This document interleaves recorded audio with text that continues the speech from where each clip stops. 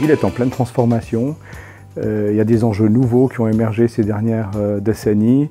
Il y a en particulier le changement climatique qui impose de concevoir et de penser la ville de façon différente, la ville contemporaine, mais aussi encore plus la ville du futur.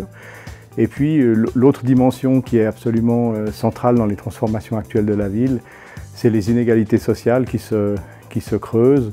On a des villes qui sont beaucoup plus diversifiées dans leur population, dans le rythme de ces populations que par le passé. Et donc faire société au sein de ces villes, c'est-à-dire quelque part faire tenir ensemble toutes ces populations, c'est un véritable enjeu qui nécessite des réflexions peut-être qui dépassent simplement une question d'urbanisme, de zonage.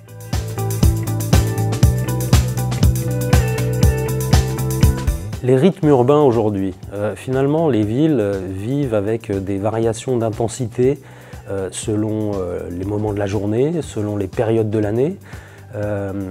L'activité des pendulaires, les flux générés par les gens qui vont au travail et également des activités nocturnes qui font qu'aujourd'hui la ville vit de plus en plus sur un mode 24 heures sur 24 avec des intensités dans la même journée qui peuvent être très variables.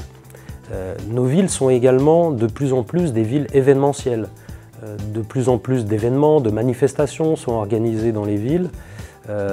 Il en va de la réputation de la ville, de son attractivité, de sa diversité également et de l'activité proposée qui rend la ville agréable. Mais évidemment que ce rythme événementiel, souvent festif, vient quelquefois entrer en concurrence avec un usage un peu plus conventionnel ou routinisé de l'espace public et de l'espace urbain.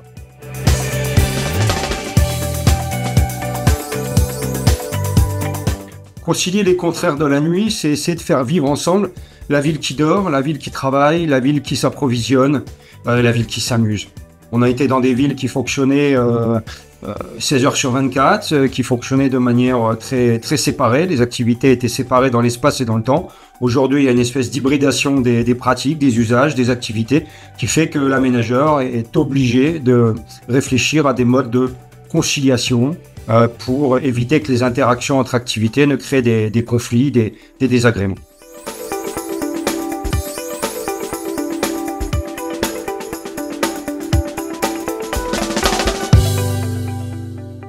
Ce programme est fait pour vous, venez nous rejoindre, partagez avec nous votre expérience et réfléchissons ensemble sur la ville de demain.